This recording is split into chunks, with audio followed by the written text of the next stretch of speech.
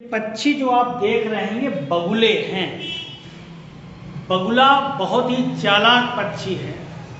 ये बड़ी ही चालाकी से पानी में मछलियों का शिकार करता है। यह पानी में बिना हिले डुले सीधा खड़ा रहता है और इसकी रेंज में शिकार आने पर यह झपट्टा मारकर उसको निगल जाता है।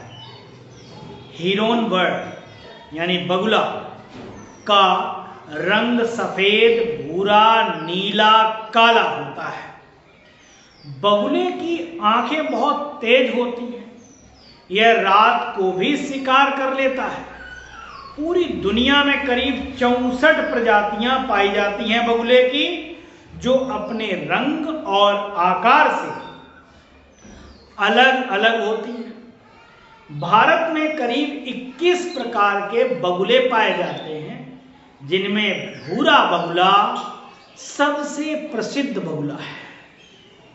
आपको यह पक्षी तालाबों, झीलों, सरोवरों, नदियों के किनारे और खेतों में देखने को मिल जाएंगे।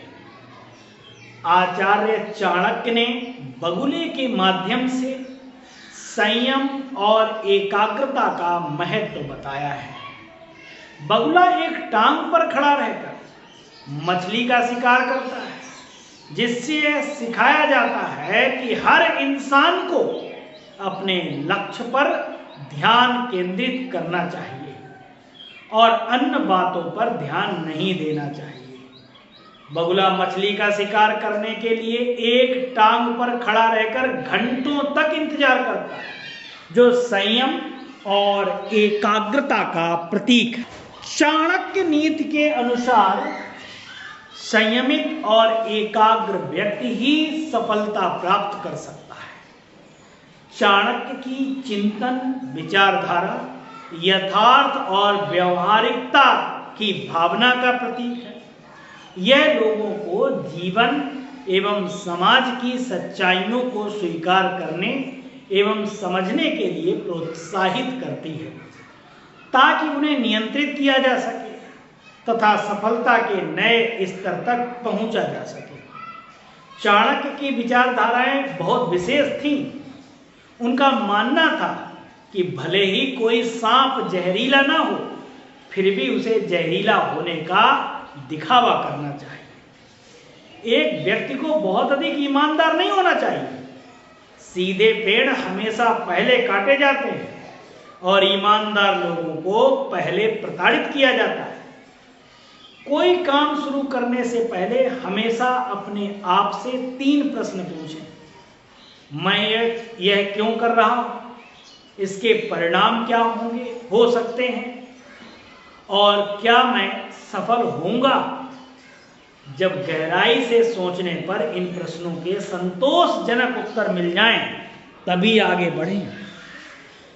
आचार्य चाणक्य के द्वारा ही एक संस्कृत श्लोक लिखा गया, काक चेष्टा बको ध्यानम स्वान निद्रा तथैव च अल्पाहारी गृह त्यागी विद्यार्थी पंचलक्षण।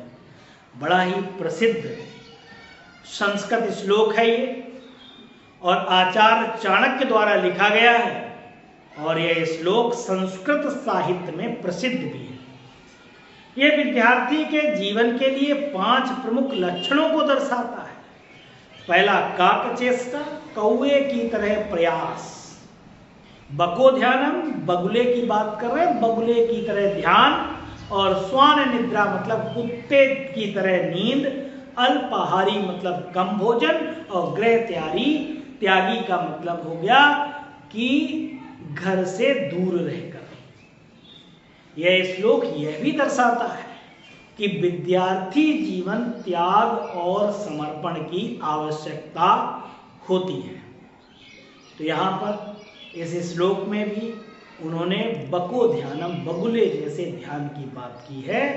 तभी ये पक्षी बड़ा ही चालाक होता है। घंटों एक पैर पर खड़ा रहता है और शिकार जैसे ही रेंज में आता है तुरंत निगल जाता है।